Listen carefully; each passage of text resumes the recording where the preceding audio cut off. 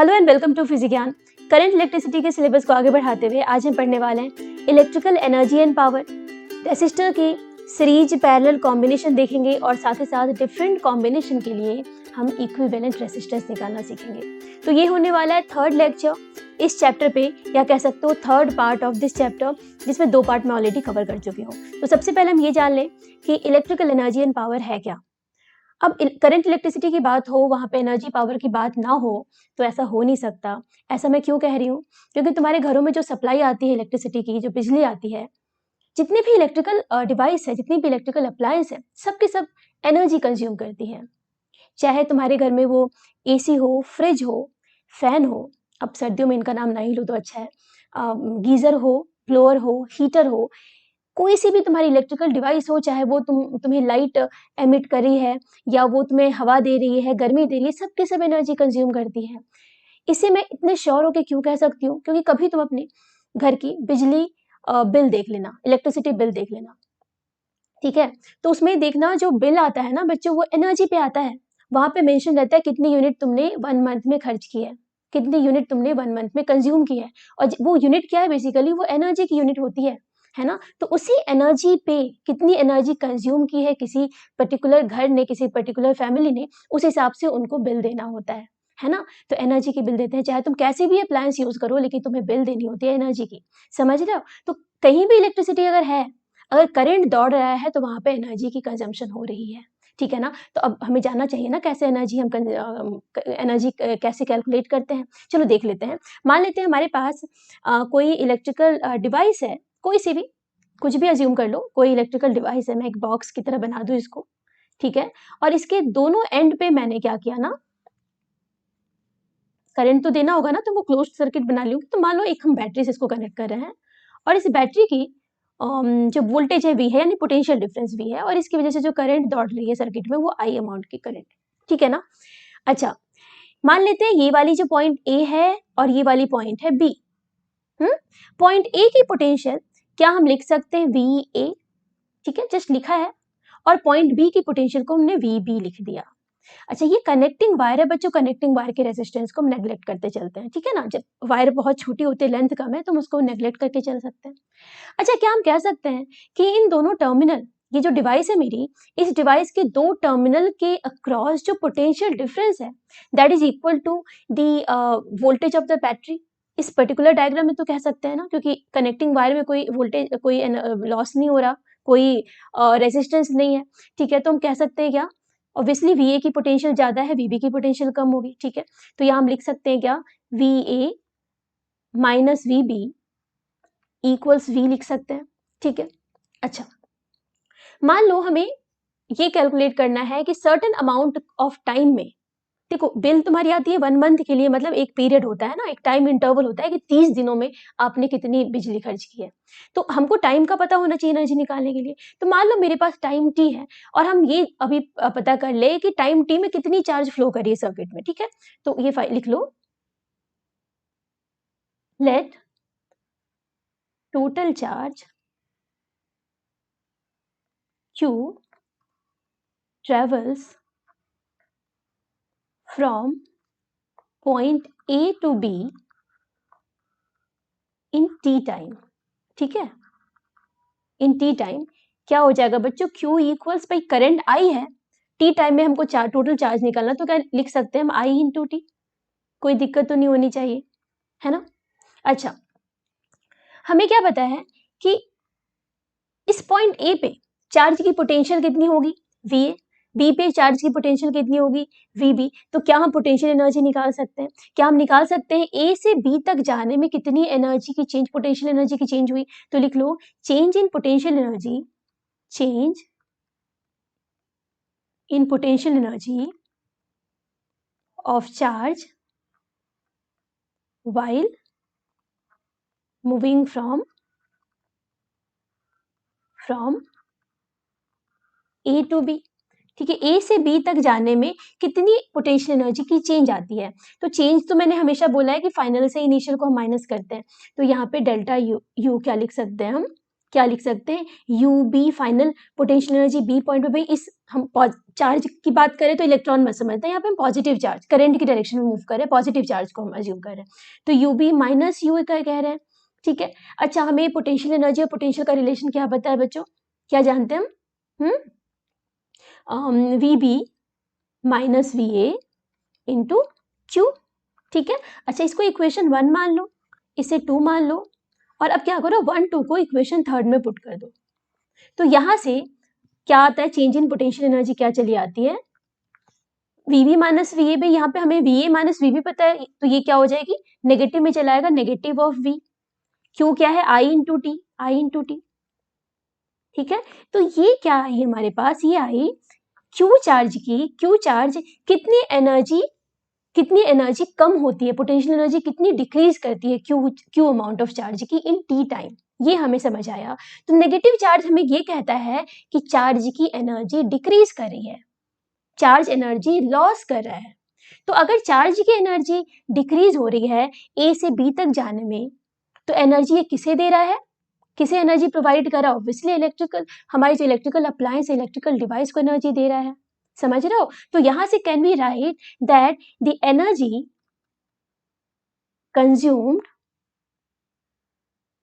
Consumed by electrical device, और we can say that delivered, कितनी energy deliver कर रहा है ये इलेक्ट्रिकल डिवाइस को, जिसकी वजह से इलेक्ट्रिकल डिवाइस वर्क कर दी है हमारी, एनर्जी कंज्यूम्ड और डिलीवर्ड, ठीक है, कितनी हो जाएगी बच्चों ये, V I T, obviously in time T, in time T. भाई अभी जो हमने एनर्जी निकाली ये टाइम टी पे डिपेंड कर रहा है, हमें एक ऐसी पैरामीटर चाहिए जो टी के इंडिपेंडेंट हो, यानी हमें पता लगते रहे कि तुम किस रेट से एनर्जी को कंज्यूम कर रहे हो, ठीक है। तो हमें क्या क्या करना होगा, इस एनर्जी को टाइम से डिवाइड करना होगा, तो इसे हम क्या बोलते हैं, पावर, क्या बोलते हैं, पावर। पावर कंज्यूम्ड और डिलीवर्ड इक्वल सिंपली क्या हो जाएगा, भाई ये एनर्जी है तो एनर्जी को टी से डिवाइड कर दोगे तो ये आ जाएगा V इंटू आई, है ना। तो P इक्वल्स V इंटू आई। तो अभी तक हमने दो चीजें सीखी, एक तो एनर्जी कंज्यूम्ड, एक काम करो इसे भी लिख लो, E लिख लो इसे, second, E equals this and P equals this.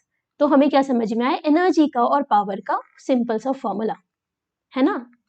ठीक है बच्चों, कोई मुझे नहीं लगता तकलीफ आई होगी। अगर हमको ये पता है कि किसी डिवाइस से V किसी डिवाइस के दो टर्मिनल के बीच में पोटेंशियल डिफरेंस V का है और उस डिवाइस के थ्रू I अमाउंट की करंट जा रही है, तो कितनी पावर डिलीवर हो रहा है उस डिवाइस में, कितनी पावर कंज्यूम कर रहा है वो डिवाइस, यानी एनर्जी कंज्यूम पर second equal simply product of the potential difference and the current passing through it. समझ आई बात, बहुत सिंपल सी बात है, और इनफैक्ट यही फॉर्मूला है जो तुम्हें यूज करना है, यही फॉर्मूला आपके लिए काफी यूजफुल है, ठीक है, ये वाला फॉर्मूला। और सिंपली अगर टाइम गिवन है, एनर्जी निकालना है तो उसको आप टाइम से मल्टीप्लाई कर दो, और तो कुछ नहीं। तो ज्यादा जितनी कम चीजें याद रखो उतना अच्छा है। कॉन्सेप्ट पे जाओ, मैं हमेशा कहती हूँ फॉर्मूला कम से कम याद रखो, कॉन्सेप्ट याद रहेगा तो फॉर्मूला अपने आप करोगे तुम, ठीक है। चलिए, अच्छा, ये तो बात हो गई कि अगर हमको पोटेंशियल डिफरेंस पता और करंट पता, अगर मान लो हमें रेसिस्टेंस पता है और पोटेंशियल और करंट में कोई एक चीज पता है, यानी हमको अगर रेसिस्टर पता है, यानी अगर मैं इस डिवाइस की इक्विवेलेंट, मैं रेसिस्टेंस अगर मान लो मेरे पास दे रखी है, ये लोड होगी ना, कोई लोड कहते हैं ना इलेक्ट्रिकल डिवाइस को, तो मान लो इसकी रेसिस्टेंस हमको पता है R, ठीक है, ठीक है। So from Ohm's law, from Ohm's law we can write that V equals I into R, लिख सकते हैं ना। तो एक बारी क्या करो, इस इक्वेशन में V को रिप्लेस कर दो IR से, एक बार तुम I को रिप्लेस कर दो V बाय R से, तो फाइनली तुम्हारी एनर्जी या पावर का फॉर्मूला क्या हो जाता है, P इक्वल्स VI, तो हमें पता ही है। और क्या लिख सकते हैं हम, V की जगह पे हम IR को कर दे तो क्या हो जाएगा, ये सिंपली I एक पहले से I स्क्वायर R हो गया, और अगर I की जगह पे हम V बाय R रख दे तो V एक पहले से है तो V स्क्वायर हो गया बाय R, ठीक है। तो ये पावर का तीनों फॉर्मूला तुम्हें पता होना चाहिए, ठीक है, इजी है, कुछ है नहीं इसमें। तो ये हो गया पावर का formula in terms of R, ठीक है। नेक्स्ट टॉपिक देख लेते हैं, हीटिंग इफेक्ट ऑफ करंट।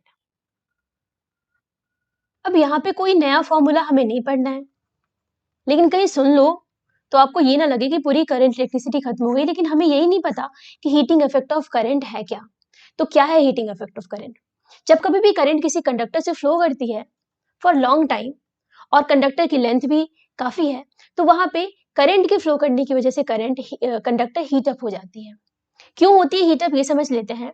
मान लीजिए मेरे पास एक कंडक्टर है, ठीक है, इससे करंट फ्लो कर रही होगी कुछ इस डायरेक्शन से, लेफ्ट से राइट, ठीक है। मान लिया ये पॉइंट मेरी ए है, ये पॉइंट बी है, और इन दोनों टर्मिनल जो मेरी कंडक्टर है, इनके दोनों टर्मिनल के बीच में जो पोटेंशियल डिफरेंस है वो वी का है।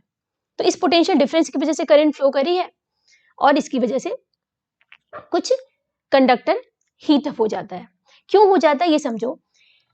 यहाँ पे क्या होगा बताओ, जब करंट फ्लो करेगी मतलब सर्टेन अमाउंट ऑफ टाइम के लिए कुछ चार्ज फ्लो करेगी, चार्ज के फ्लो करने की वजह से क्या, चार्ज के फ्लो करने की वजह से क्या, चार्ज की एनर्जी डिक्रीज होगी। भाई चार्ज अगर ए पॉइंट से बी पॉइंट तक मूव करेगा, पोटेंशियल डिक्रीज कर रही है, तो पोटेंशियल एनर्जी चार्ज की डिक्रीज होगी। अगर हम चार्ज को पॉजिटिव चार्ज मान के चल रहे हैं, और मैं जब चार्ज बोलूँ तो समझना मैं पॉजिटिव चार्ज की बात कर रही हूँ, इलेक्ट्रॉन की बात नहीं कर रही, क्योंकि करंट की डायरेक्शन में पॉजिटिव चार्ज की डायरेक्शन में ही हम करंट की डायरेक्शन को अज्यूम करते हैं। तो लिख लो पहले, when a current I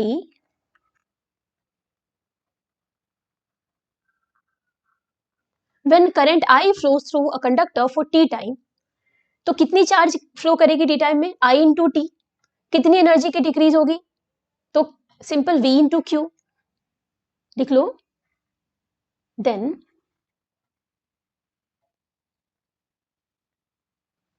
क्या हो जाएगी बच्चों, कितनी एनर्जी डिक्रीज करेगी, वी आई इंटू टी, है ना। अब जो ये चार्ज की एनर्जी डिक्रीज करी, ये समझो एनर्जी अगर डिक्रीज कर रही है तो एनर्जी वो कहीं ना कहीं तो देगा किसी को, कहीं ना कहीं तो एनर्जी गेन होगी। चार्ज मूव करते हुए इतनी एनर्जी दे रहा है किसी को, एनर्जी डिक्रीज हो रही है तो कहीं तो एनर्जी इंक्रीज करेगी। अब जो यहाँ पे कंडक्टर है, अगर कंडक्टर नहीं होता तो क्या charge under the effect of electric field move करती है अलोन, कोई हर्डल नहीं होता। यानी तुम समझो कि ए की पोटेंशियल ज्यादा है, बी की कम है, तो due to the potential difference क्या होगा, ए से बी की तरफ एक इलेक्ट्रिक फील्ड फ्लो कर रही होगी, है ना, करंट की डायरेक्शन में इलेक्ट्रिक फील्ड होती है। चार्ज पे इलेक्ट्रिक फील्ड लग रहा होता, जिसकी वजह से मतलब अभी भी लग रहा है, लेकिन यहाँ पे due to presence of ions and atoms क्या कोलिजन की वजह से क्या होती है, आपकी चार्ज की वेलोसिटी कंटिन्यूअसली इंक्रीज नहीं करती, कोई एक्सेलरेशन नहीं मिलता, जिसकी वजह से काइनेटिक एनर्जी बढ़ती नहीं है ना। तो अगर मान लो कंडक्टर प्रेजेंट नहीं होता तो चार्ज की क्या होती, काइनेटिक एनर्जी बढ़ जाती, यानी पोटेंशियल एनर्जी का डिक्रीज जितने से होता उतने ही अमाउंट से काइनेटिक एनर्जी बढ़ जाती, तो वहां पे एनर्जी कंजर्व्ड है। लेकिन यहाँ पे ऐसा कुछ हो नहीं रहा, चार्ज की एनर्जी काइनेटिक एनर्जी भी नहीं बढ़ी, क्योंकि वो कांस्टेंट ड्रिफ्ट वेलोसिटी से मूव करी ड्यू टू कोलिजन, है ना। ये बात आई समझ में। तो फिर ये एनर्जी जा कहाँ रही है, तो ड्यू टू कोलिजन क्या होता है कि चार्ज अपनी एनर्जी को शेयर करती है एटम्स या आयंस के साथ, जिसकी वजह से ये एटम्स क्या करती है, वाइब्रेट करना शुरू करती है, और इनकी वाइब्रेशन की वजह से क्या होता है, ये कंडक्टर को हीट कर देती है। समझ आई बात। हाँ, जब करंट मूव करती है तो करंट में चार्ज है, चार्ज मूव करेगी, चार्ज की एनर्जी डिक्रीज हो रही है, ये कंटिन्यूअसली कोलाइड कर रही है जो रास्ते में आयंस एटम्स आ रहे हैं उसके साथ, कोलिजन की वजह से क्या करती है, अपने मोमेंटम को इम्पार्ट करती है, अपनी एनर्जी को देती है, जिसकी वजह से एटम्स वाइब्रेट करना शुरू करते हैं, जिसकी वजह से कंडक्टर हीट अप हो जाते हैं। ठीक है, तो यहाँ पे आप लिख सकते हो that energy dissipated as heat in conductor, जिसको मैं H से डिनोट कर रही हूँ, कितनी हो जाएगी बच्चों, इतनी एनर्जी डिसिपेट हो रही है, ठीक है, हीट के फॉर्म में, है ना। और अगर मैं यहाँ पे V और I को बारी बारी से R के टर्म में लिखना चाहूँ, V की जगह पे मैं IR लिखूं, तो क्या लिख सकती हूँ, I स्क्वायर RT, और अगर I को मैं V बाय R से रिप्लेस करूँ यहाँ पे, तो क्या लिख सकती हूँ, V square T by R।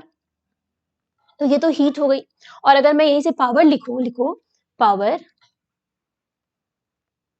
Dissipated या कह सकते हो हीट पर यूनिट टाइम, कितनी हीट डिसिपेट हो रही है 1 सेकेंड के अंदर, P इक्वल्स क्या हो जाएगा, सिंपल V इंटू आई, या I स्क्वायर R या V स्क्वायर बाय R। ठीक है ना। तो क्या कोई नया फॉर्मूला मैंने बताया आपको, वही फॉर्मूला है, लेकिन बस यहाँ फर्क क्या है कि जो एनर्जी है वो कोई इलेक्ट्रिकल डिवाइस को डिलीवर ना होके, मतलब यहाँ पे कुछ यूजफुल काम नहीं हो रहा है, यहाँ पे सबके सब क्या हो रही है, हीट में बर्बाद हो रही है ना। ठीक है, तो ये हो गई तुम्हारी। अच्छा, यहाँ पे इसे क्या बोलते हैं बच्चों, इसे बोलते हैं ओमिक लॉस, ओमिक लॉस। ठीक है, और इनफैक्ट इसे ना जूल ने एक्सपेरिमेंटली प्रूव किया था, तो इसको हम जूल्स लॉ भी कहते हैं। क्या बोलते हैं इसे, जूल्स लॉ भी कहते हैं। इसी वजह से हम हीटिंग इफेक्ट ऑफ करंट को जूल्स हीटिंग इफेक्ट भी बोलते हैं, joule heating effect of current भी कहते हैं। ठीक है, तो ये कहानी थी joule heating effect of current की। नेक्स्ट टॉपिक देख लो, पावर ट्रांसमिशन का। पावर ट्रांसमिशन, अब पावर कैसे ट्रांसमिट होता है ये तो हमें नहीं जानना, ये हाई स्टडी की चीज है। हमें ये जानना है कि during power transmission how we can reduce the power loss को किस तरीके से हम मिनिमाइज कर सकते हैं। अब देखो, हमारे घरों में जो इलेक्ट्रिकल पावर आते हैं वो कहाँ से आते हैं, पावर स्टेशन से आते हैं। और पावर स्टेशन कहाँ होते हैं, टाउन से भी काफी दूर दूर सिचुएटेड होते हैं। तो इतनी दूर से जब बिजली चल के आपके घर आती है, तो उसके लिए ट्रांसमिशन केबल भी तो बहुत ज्यादा लंबा चाहिए, और उतने ज्यादा उतने लेंथ के ट्रांसमिशन केबल की रेजिस्टेंस को हम नेग्लेक्ट नहीं कर सकते। और अगर रेजिस्टेंस होगी ना, तो वहां पे पावर लॉस तो होगा ही। तो हम पावर लॉस को किस तरीके से मिनिमाइज करें, तो आप बस ये ध्यान रखो, याद रखो कि अगर हमको पावर लॉस मिनिमाइज करना है ट्रांसमिशन केबल में, तो जो करंट फ्लो हो रही है ट्रांसमिशन केबल पे, वो बहुत हाई वोल्टेज से फ्लो होनी चाहिए। तो ये लाइन आपके याद करने की है, ये लिख लो। कैसे आता है, कैसे क्या है, ये आपके एनसीईआरटी में काफी अच्छे से दिया हुआ है। ये लाइन आप याद रखो कि to reduce power loss cable, transmission cable should carry current at very high voltage। बहुत हाई वोल्टेज पे अगर करंट फ्लो करेगी ट्रांसमिशन केबल पे, तब पावर लॉस क्या होगा, कम होगा। ठीक है, रिड्यूस कर सकते हैं पावर लॉस को। तो आप ये याद रखो एमसीक्यूज में, अगर ऐसा ये क्वेश्चन अगर आ गया ना, तो ये क्वेश्चन मिस आपका नहीं होना चाहिए। ठीक है ना, कैसे होता है, अगर जानना चाहते हो तो चलो 1 मिनट का समय मिलूंगी, हार्डली बता देती हूँ। क्या होता है कि मान लो तुम्हारे घर में कोई डिवाइस है जिसकी पावर रेटिंग P है, मान लो P पावर रेटिंग, यानी उस डिवाइस को ड्राइव करने के लिए हमें P पावर देना होता है। मान लीजिए आपके घर में कोई डिवाइस है जिसकी पावर रेटिंग P है ना, करंट मान लो I की फ्लो कर रही है, और उसकी डिवाइस की जो पोटेंशियल वोल्टेज है वो V है, मतलब V वोल्टेज की रिक्वायरमेंट उस डिवाइस को ड्राइव करने में। तो यहाँ से आप क्या लिख सकते हो, P इक्वल्स V इंटू आई। ये तुम्हारे डिवाइस के लिए मैंने इक्वेशन लिखा है। ठीक है ना। अच्छा, मान लीजिए जो ट्रांसमिशन केबल है, जिस ट्रांसमिशन केबल से पावर की सप्लाई हो रही है घरों में, उस ट्रांसमिशन केबल की रेजिस्टेंस है RC. RC is the resistance of the transmission cable. तो इस आरसी में कितने का पावर लॉस होगा, कितने का पावर लॉस होगा इस ट्रांसमिशन केबल में, तो क्या हमें पता है कि पावर इक्वल्स होता है I square into R C in this case. अगर इस करंट को, भाई अगर इतनी करंट चाहिए, तो इस करंट को इन टर्म्स ऑफ मेरी जो डिवाइस है जिसको पी पावर चाहिए ड्राइव करने के लिए, तो क्या हम लिख सकते हैं I equals P by V, P by V, I equals P by V. तो यहां से क्या लिख सकते हैं, P square by V square into R C. अब इस जगह पे देखो, ये जो पावर लॉस है ना, it is equal to power rating का स्क्वायर हमारे डिवाइस का, जो कि चेंज नहीं हो सकता। भाई डिवाइस को ड्राइव करने में इतनी पावर चाहिए, वो बदल नहीं सकते। RC is the resistance of the cable, जो कि हम बदल नहीं सकते, चेंज नहीं कर सकते, क्योंकि ये ट्रांसमिशन केबल की रेजिस्टेंस है ऐसी। ठीक है, तो यहाँ पे पी नहीं चेंज कर सकते, RC these are constant term. तो यहाँ पे तुम्हारी जो वोल्टेज है ना, PC is inversely proportional to square of the voltage, और we can say it is directly proportional to 1/v square. तो अगर आपको क्या करना है, पावर लॉस को घटाना है, मिनिमम करना है, तो इसके लिए जो वोल्टेज है ये बहुत ज्यादा होनी चाहिए। तो इस तरीके से आप यहाँ पे प्रूफ दे सकते हो कि in order to reduce the power loss, this cable should carry current at very high voltage। अब इतनी ज्यादा वोल्टेज की काम देखो, यानी पावर स्टेशन से जो सप्लाई हो रही है पावर की, करंट की, वो काफी हाई वोल्टेज पे होनी चाहिए। तो वहां पे एक ट्रांसफार्मर का यूज होता है जो कि वोल्टेज की लेवल को घटाता बढ़ाता है। तो पावर स्टेशन डिस्ट्रीब्यूट, जहाँ पे डिस्ट्रीब्यूट होती है पावर, वहां पे जो वोल्टेज को हाई करने के लिए, स्टेप अप करने के लिए हम जो ट्रांसफार्मर का यूज करते हैं, वो स्टेप अप ट्रांसफार्मर होता है। और घर में जो हमारे पास इलेक्ट्रिकल डिवाइसेज हैं, उनको इतनी वोल्टेज की ज़रूरत होगी नहीं, है ना? इतनी वोल्टेज से अगर डिवाइस को तुम ऑपरेट करोगे तो डिवाइस आपकी गई काम से। तो वहाँ पे उस वोल्टेज को रिड्यूस करने के लिए ना जो ट्रांसफार्मर यूज़ होता है वो क्या करता है? स्टेप डाउन यानी जो वोल्टेज है उसकी लेवल को घटा देता है। तो यहाँ पे ट्रांसफार्मर का यूज़ करके हम वोल्टेज की लेवल को घटा-बढ़ा सकते हैं। तो ट्रांसफार्मर भी हमें पढ़ना है, ठीक है ना? चलिए एसी वाले यानी 7th चैप्टर में आपको ट्रांसफार्मर पढ़ाऊँगी मैं। तो ये हो गई तुम्हारी ट्रांसमिशन केबल। तो आप यहाँ पे ये बात याद रखोगे पावर लॉस को डिक्रीज़ करने के लिए जो केबल करंट कैरी करती है वो काफ़ी हाई वोल्टेज पे करती है, ठीक है ना? चलिए, नेक्स्ट एक क्वेश्चन देख लेते हैं। आ जाओ।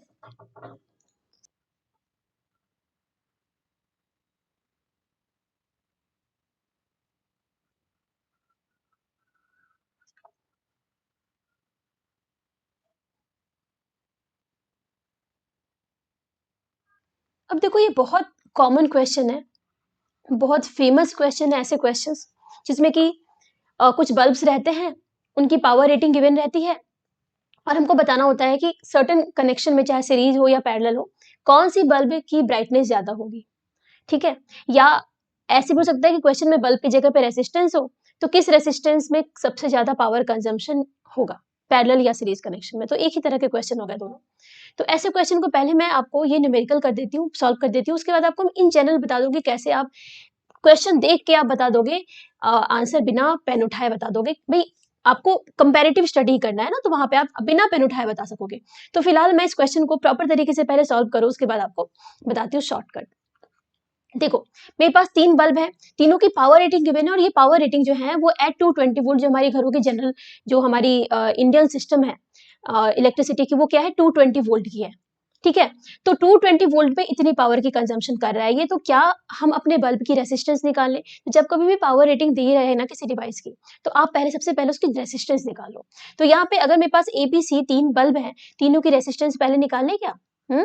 अच्छा मुझे क्या पता है कि पावर का फॉर्मूला हमें पता है इन टर्म्स ऑफ वोल्टेज। हम क्या जानते हैं कि पावर इक्वल्स क्या होता है V स्क्वायर बाय R, ये हमें पता है। पावर रेटिंग गिवन है, कितने वोल्टेज पे है ये पता है, तो हम रेजिस्टेंस निकाल सकते हैं। तो यहाँ से रेजिस्टेंस क्या हो जाएगा? V स्क्वायर बाय P हो जाएगा क्या? तो यहाँ से बताओ ए बल्ब की रेजिस्टेंस कितनी हो गई? ए बल्ब की रेजिस्टेंस कितनी हो गई? V तो कॉमन है तीनों में, 220 का स्क्वायर बाय 200। अच्छा, और बी कितना हो गया? बी बल्ब की रेजिस्टेंस कितनी हो गई? 220 का स्क्वायर बाय 100। और आरसी क्या हो गया? 220 का स्क्वायर बाय 50। अगर मैं इसको मान लो आर ले लेती हूँ तो ये क्या हो जाएगा? 2R। और ये क्या हो जाएगा? 4R। ठीक है, तो यहां से आपको क्या दिख रहा है कि this R A is less than R B is less than R C, ठीक है, ये आपको पता चल गया है ना? और एक बात आपको वैसे ही पता लग रही है कि जिस बल्ब की पावर रेटिंग सबसे ज्यादा होगी उस बल्ब की रेजिस्टेंस सबसे कम होगी, ठीक है? पावर रेटिंग ज्यादा मतलब रेजिस्टेंस कम, क्योंकि हमने सेम वोल्टेज पे तीनों की पावर रेटिंग कैलकुलेट की है, ठीक है ना? तो ये रेजिस्टेंस का तुमको सीक्वेंस पता चल गया। अच्छा अब पहले बात करते हैं हम सीरीज कनेक्शन में, सीरीज कनेक्शन की पहले बात कर लेते हैं। चलिए, 3 बल्ब है मेरी, तीनों की हमने रेजिस्टेंस निकाल ली है। ये हो गई आर ए, ये आर बी, ये आर सी, और तीनों को हमने किसी वोल्टेज के किसी बैटरी के क्रॉस मानो कनेक्ट कर दिया। मुझे बताओ सीरीज कनेक्शन में क्या होता है, करंट सेम होती है ना हर डिवाइस से, हर डिवाइस से करंट सेम रहेगी। अगर मुझे निकालना है ए बल्ब कितनी पावर कंज्यूम करेगी, देखो जितनी ज्यादा पावर कंज्यूम करेगी उतनी ज्यादा उसकी ब्राइटनेस होगी, जितनी ज्यादा पावर डिलीवर होगी ऐसे समझो, उतनी ज्यादा उस डिवाइस की उस बल्ब की ब्राइटनेस उतनी ज्यादा होगी। तो ये हमें निकालना है अभी इस पर्टिकुलर केस में कि कौन सी बल्ब सबसे ज्यादा पावर कंज्यूम करेगा इन सीरीज कनेक्शन। तो यहाँ पे अगर पी ए निकालोगे यहाँ पे, तो P A will be what, अगर तुम्हारी आई सेम है इन सीरीज कनेक्शन तो आई के टर्म में पावर का फॉर्मूला लिखो। तो क्या लिखेंगे, आई स्क्वायर इंटू आर, तो आई तो कॉमन है भाई, तो I square into R A. P B क्या हो जाएगा, power consume by B bulb क्या हो जाएगा, I square into R B. और पी सी क्या हो गया, I square into R C. तो क्या इसे देख के एक बात तो तय है ना कि जो पावर है in series it is directly proportional to the resistance. समझ आई बच्चों? तो इन सीरीज कनेक्शन क्या कह सकते हैं कि पावर कंजम्पशन उस डिवाइस की उस बल्ब की ज़्यादा होगी जिस बल्ब की रेजिस्टेंस ज़्यादा होगी। तो हम कह सकते हैं क्या यहाँ पे ये सीक्वेंस समझ आया अभी आपको कि the power consumed by A is less than power consumed by B is less than power consumed by C. जो रेजिस्टेंस की सीक्वेंस थी इंक्रीजिंग ऑर्डर में, वही पावर की भी सीक्वेंस होगी। कोई दिक्कत समझने में? सीरीज कनेक्शन की पैरेलल कनेक्शन की बात कर ले। पैरेलल कनेक्शन में सारे डिवाइस को हमने क्या किया, उनकी टर्मिनल को के अक्रॉस सबको कनेक्ट किया है। दो टर्मिनल के across R B R C, इसे हमने, ठीक है। अभी बताओ क्या होगा पैरेलल कनेक्शन में? वी नो कि क्या होती है भाई, वोल्टेज जो होती है, पोटेंशियल डिफरेंस क्या होती है, सेम होती है। अगर पोटेंशियल डिफरेंस सेम होगी तो यहाँ पे जो पावर का फॉर्मूला आप लिखोगे, कैसे लिखोगे, मतलब आपके लिए बता रही हूँ कैसे लिखने से आपकी इजी हो जाएगा आपके लिए। तो ए बल्ब में कितनी पावर कंज्यूम हो रही है, V square by R A. B bulb में कितनी हो रही है, V square by R B. और सी बल्ब में कितनी, V square by R C. कोई दिक्कत बच्चों? तो यहाँ से क्या आपको दिख रहा है कि जो पावर है, पावर डिलीवर्ड या power consumed by bulb is inversely proportional to the resistance of the bulb, है ना।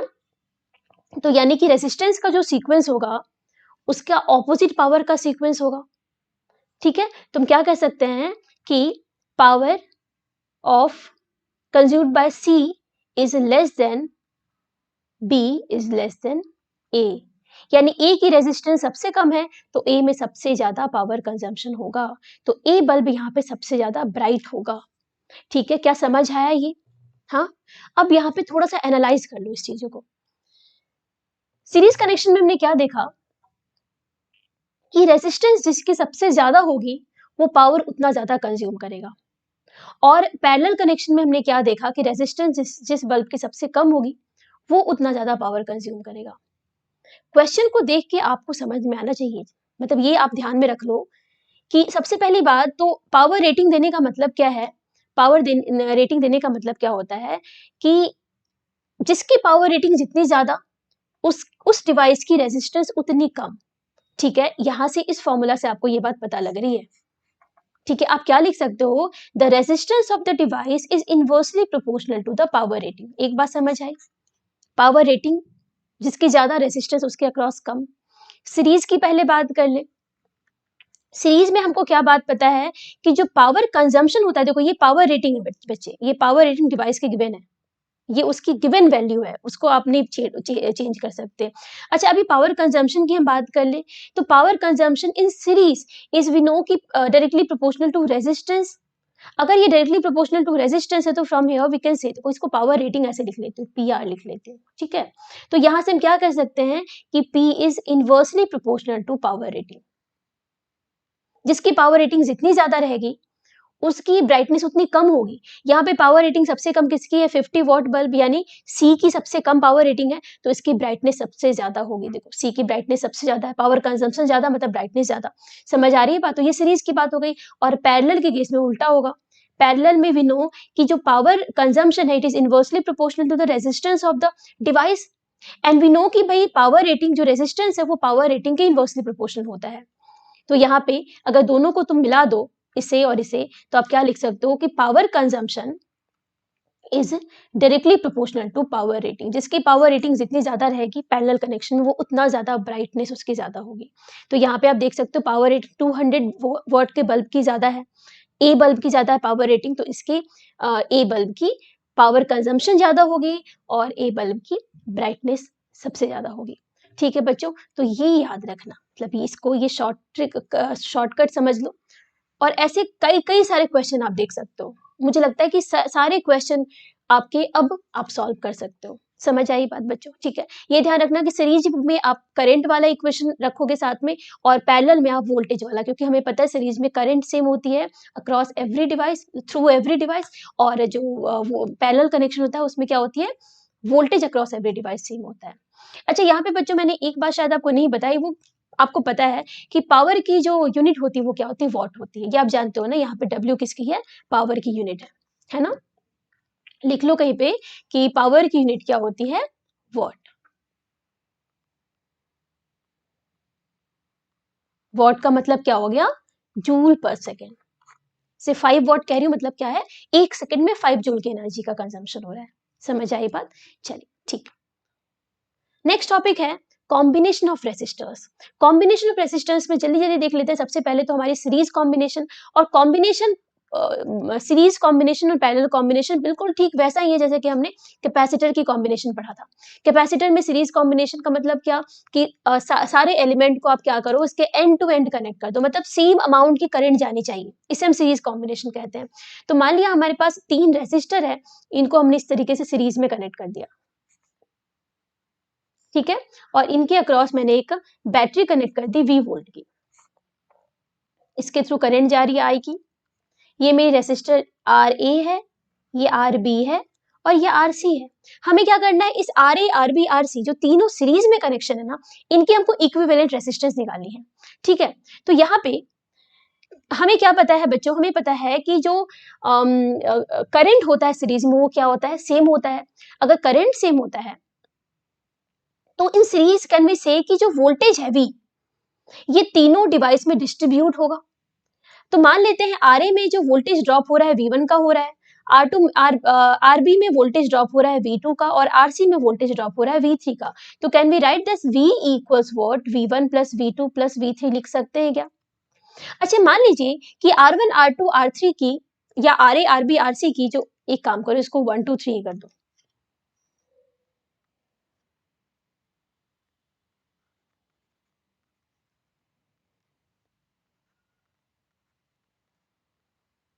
इसकी इक्विवेलेंट जो रेजिस्टेंस है मान लेते हैं R है, तो क्या हम इसकी इक्विवेलेंट सर्किट ऐसे ड्रॉ कर सकते हैं?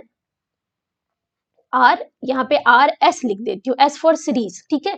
तो सीरीज इक्विवेलेंट जो तो रेजिस्टेंस है वो RS है, और इसको प्रीवियस सर्किट की तरह ही सब कुछ है, बस इसकी जगह पे R1 R2 R3 की जगह पे मैंने एक RS इक्विवेलेंट रेजिस्टेंस बना दिया। मुझे इस RS की वैल्यू पता करनी है कितनी है, समझ रहे हो? V वोल्टेज है, अभी भी करंट I की फ्लो कर रही है।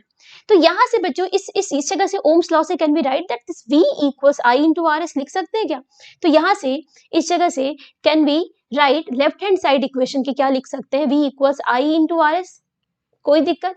इक्वल्स V1 क्या हो जाएगी, यहाँ पे देखो R1 के अक्रॉस वोल्टेज ड्रॉप कितने को, अगर करंट I की फ्लो कर रही है तो can be right this V1 equals I into R1। V2 क्या हो जाएगा I into R2 and V3 क्या हो जाएगा I into R3। क्या बहुत सिंपल सा था ये।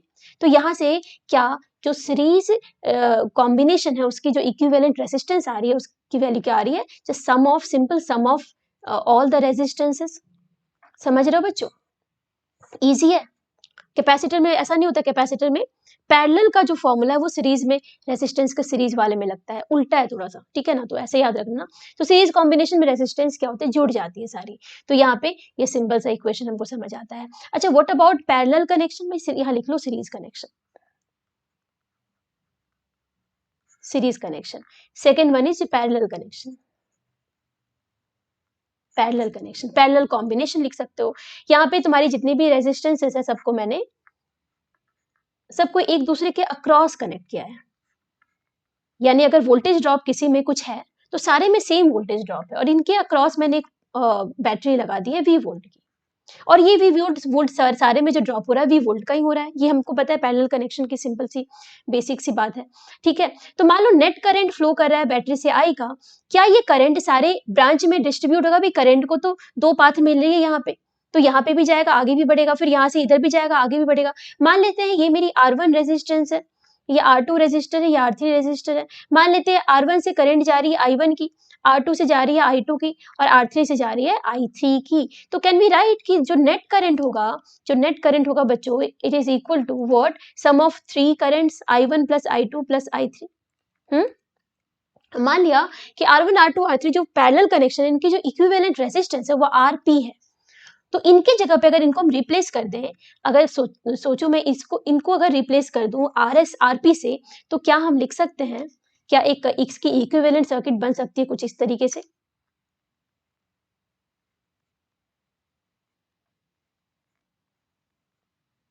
और ये क्या है RP, P फॉर पैरेलल। तो इसकी वैल्यू हमें निकालनी है, ठीक है। अभी इसकी बैटरी की वोल्टेज V है, करंट I की ही जा रही है। तो यहाँ पे अगेन ओम्स लॉ से क्या लिख सकते हैं, दिस I इक्वल्स, क्या लिख सकते हैं, I equals V by RP लिख सकते हैं। तो इस इक्वेशन के लेफ्ट हैंड साइड में आई की जगह पे हम क्या लिख सकते हैं, V बाई आर पे बच्चों। अच्छा व्हाट अबाउट I1 क्या लिख सकते हैं, अगेन फ्रॉम ओम्स लॉ हमें पता है कि इन दोनों के टर्मिनल के बीच में पोटेंशियल ड्रॉप V का ही है, तो I इक्वल्स क्या होता है V by R, V by यहाँ पे I1 की जगह पे क्या लिख सकते हैं V बाई R1, R2 की जगह पे क्या लिख सकते हैं V बाई R2, और I3 की जगह पे क्या लिख सकते हैं V बाई R3।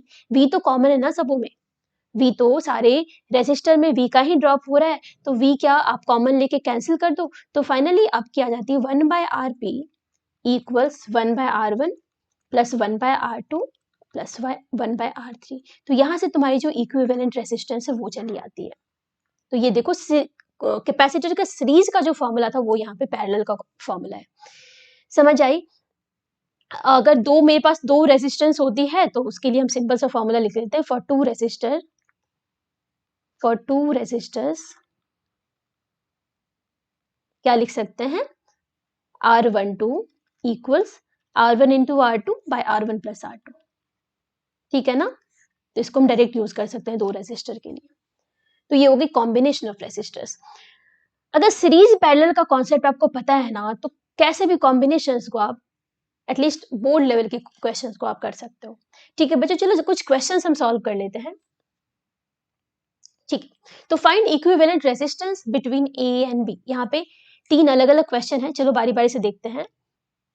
पहली क्वेश्चन है ए बी के बीच में हमको इक्विवेलेंट रेजिस्टेंस। पहले तो ये पता करो कि सीरीज पैरेलल का क्या मामला है, कौन सी रेजिस्टेंस है सीरीज में, कौन सी पैरेलल में। क्या आपको दिख पा रहा है बच्चों कि ये जो तुम्हारी पॉइंट है, इन दो पॉइंट के बीच में दो रेजिस्टर्स कनेक्टेड है, 2 ओम की 4 ओम की, और सारी वैल्यू ना ओम में दे रखी है, ठीक है ना। तो यहाँ पे 2 4 की पैरेलल कनेक्शन है, तो क्या हम फर्दर लिख सकते हैं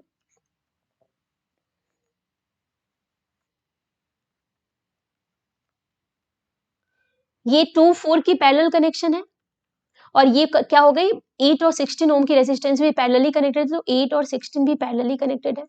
तो यहाँ पे फाइनली इसकी इक्विवेलेंट और इसकी इक्विवेलेंट क्या है, सीरीज में है, ठीक है ना। तो पहले इसे सॉल्व कर लो, 2 4 की पैरेलल कॉम्बिनेशन को पहले सॉल्व कर लो। तो हमें क्या पता है कि ये हो जाएगा 2 into 4 by 2 plus 4 that is 6।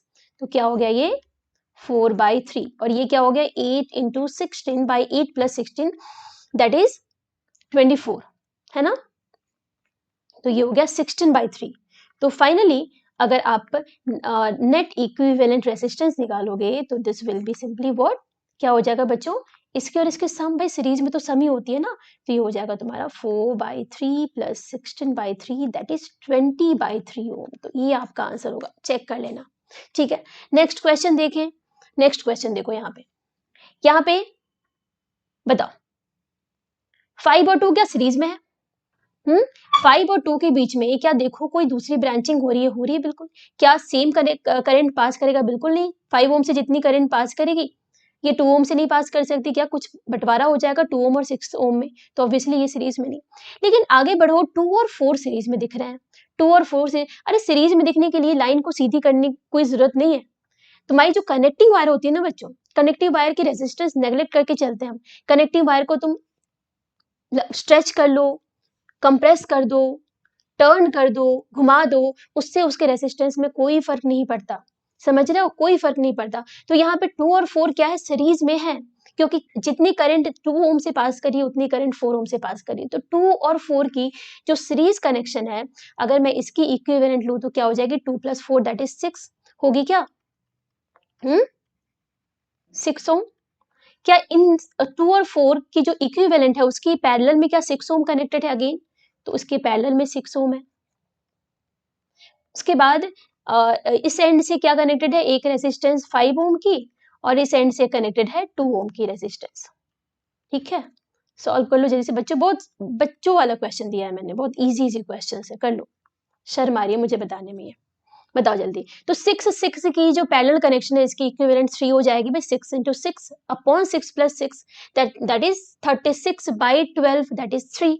तो ये हो गया तुम्हारा 3, अरे सिंपल फॉर्मूला है 6 इंटू 6 बाई 6 प्लस 6।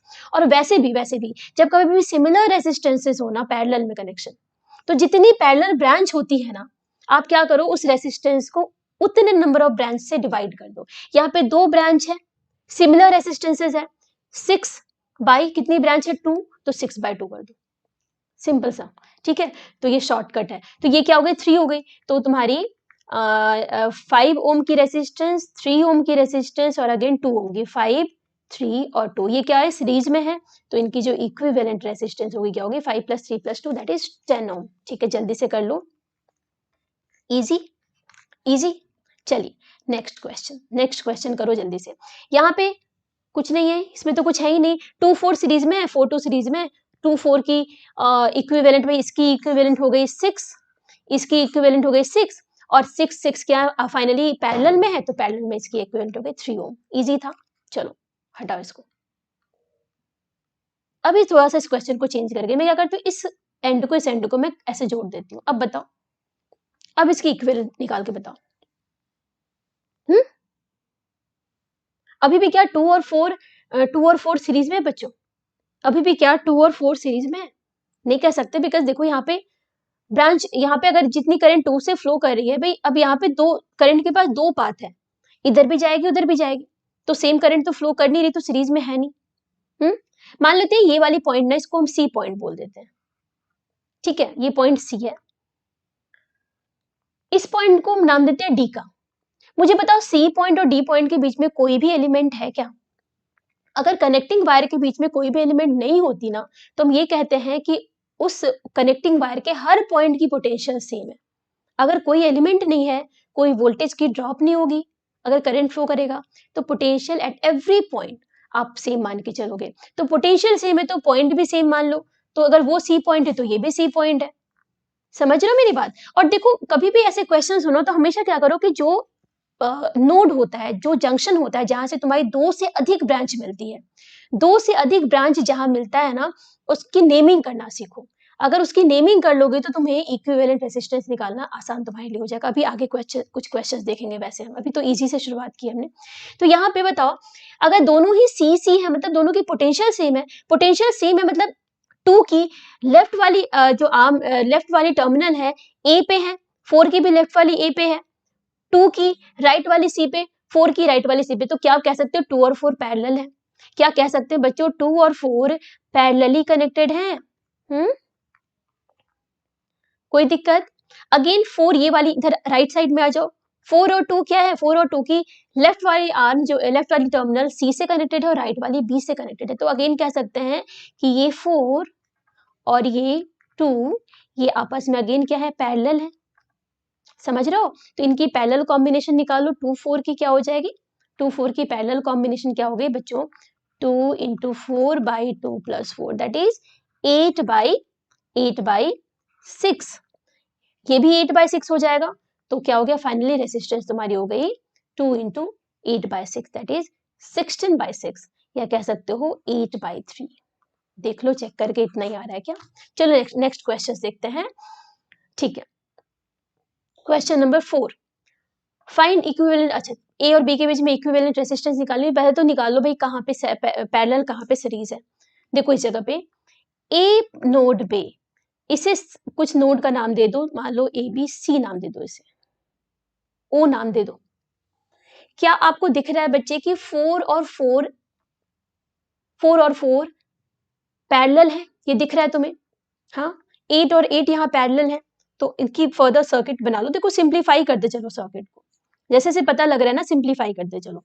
ये हमारी 4 हो गई, 4 और इसके साथ फिर 8 और 8 पैरेलल में है।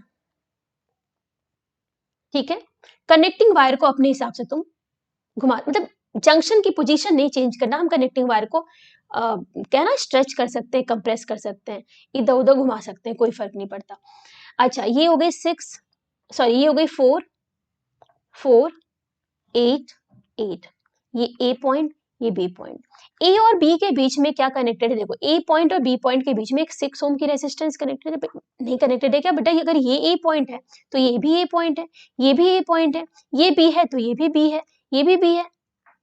समझ रहे हो मेरी बात? अरे बीच में कोई एलिमेंट नहीं है ना, तो हर पॉइंट सेम पोटेंशियल पे है। तो ए बी के बीच में क्या कनेक्टेड है? एक 6 ओम की रेजिस्टेंस।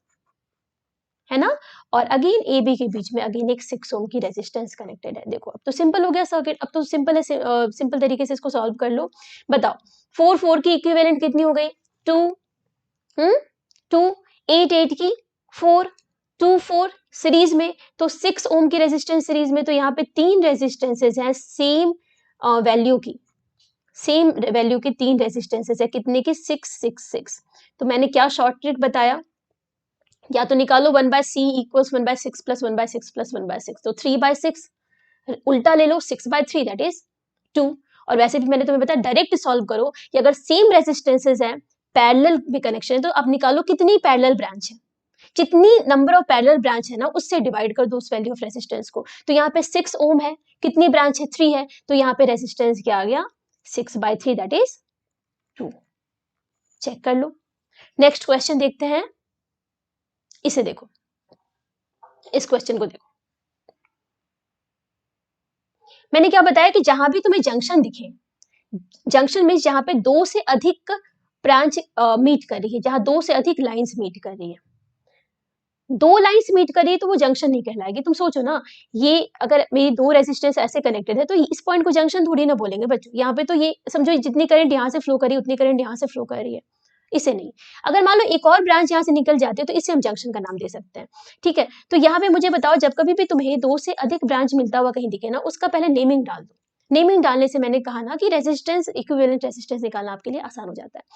तो यहाँ पे सबसे पहले इस पॉइंट की बात हम कर ले, इस पॉइंट की बात कर ले, क्या नाम डाले इसका, चलो तो इधर से देखो, तो यहाँ पे क्या जैसे एक एक्सटेंशन है वायर का, क्या इनके बीच में कोई भी एलिमेंट नहीं है, बी, अगर ये टर्मिनल बी है तो क्या ये भी टर्मिनल बी है, क्या ये भी बी है, क्या ये भी बी है, क्या ये भी बी है बच्चों, पोटेंशियल सेम है ना।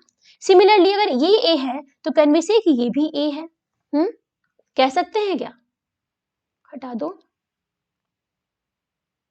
कह सकते हैं। अब तुमने सारे जंक्शन का जब नाम डाल दिया, तो अब तो ये बहुत आसान हो गया ना हमारे लिए, बहुत ईजी हो गया। चलो एक एक रेजिस्टेंस को ड्रॉ करो और देखो किस किस टर्मिनल के बीच में है। तो ये पहली वाली रेजिस्टेंस की बात करें, 3 ओम, तीनों 3 ओम की है। तो देखो पहली वाली क्या ए बी के बीच में है, तो मेरी ए बी के बीच में एक रेजिस्टेंस मैंने बना दी 3 ओम की, पहली वाली रेजिस्टेंस ए पॉइंट और बी पॉइंट के बीच में, ठीक है, ए टर्मिनल बी टर्मिनल।